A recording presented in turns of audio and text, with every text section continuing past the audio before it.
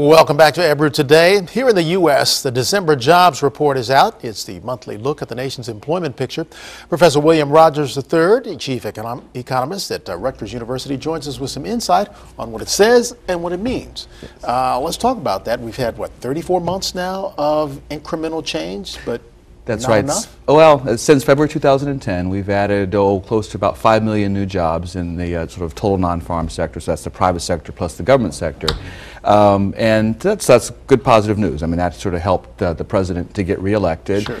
But many economists and even the administration, right, they're very concerned that when you average that out, that average is only about 150,000 new jobs per month, which is right equal to the amount that you need just to keep your head above water, the economy to keep your head above water. Why? Because we're adding through population through migration, and there's people are looking for jobs, and you have high school and college graduates who are also looking for jobs. Right. And it's not a great outlook for college grads, as I understand. There's still a lot of unemployment among those. Well, the unemployment rate for college graduates is substantially lower than it is for a high school graduate. So when I talk to my students and say, yeah, you're doing the right thing. However, because of this slow, tepid, sort of modest growth, even college graduates, the share of them who are working is less than high school grads. Well, their share it's higher. And then for a high school grad, but because of this slow pace of growth, even college grads have been challenged. That prior to the recession, we had higher levels of participation for college grads, and participation for college grads is still lower than it was. So the college graduate labor market hasn't recovered as strongly, sufficiently as we need it to. Now there are certain sectors though that we are seeing some job growth. Well, manufacturing has been a bright spot, but in particular this past report, we also saw construction grow, and many people attribute that actually to sort of the natural rebound or course of change from Sandy. That 1 month ago we saw contractions in New York and New Jersey,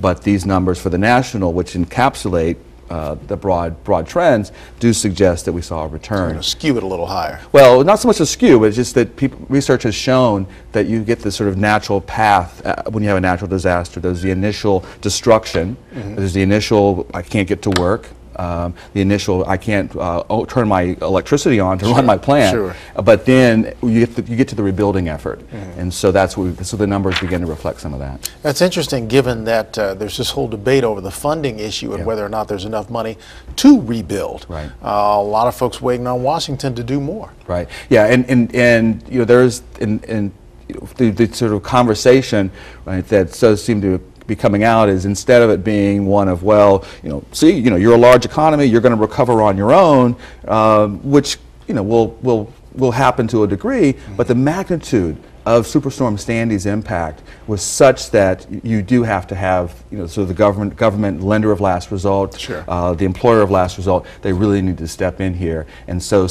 I do believe that there is some connection to the concern that there is this kind of regional disconnect. Well, you Northerners, you're very different from us compared to the Southerners who have sort of been balking at passing this bill. Right. Now, to their point, I mean, I think some of them say, well, we need to break out, what is really immediate and important, funding for the recovery effort versus they go as far as saying some Christmas tree types of items that really, you all need to fund yourself. Right. We seem to have some competing elements here in the economy. You've got the baby boomers who are looking for more later in life job training kinds of things for the government to support that and healthcare, versus the 20 to 30-year-olds who are looking for different kinds of high-tech training, support for college loans, stuff like that. Do you see these competing interests creating a drag?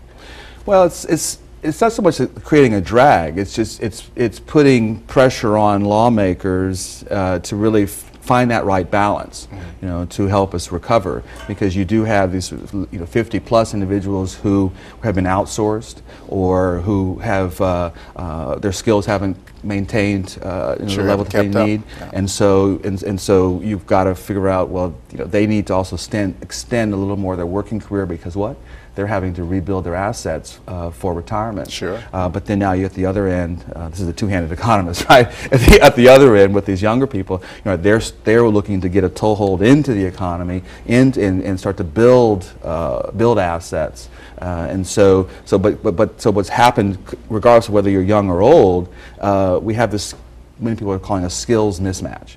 Right? That employers are finding, that they're having difficulty, whether it be an older experienced worker or even a younger worker, in finding that pool or that needle in the haystack, as one of my colleagues likes to talk about it. Match.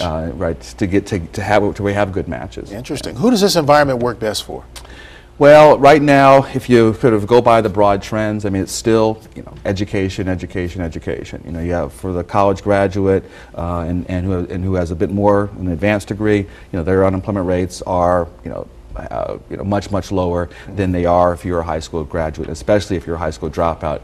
This is a very, very tough economy. Yeah. But again, this has been an equal opportunity recession and recovery.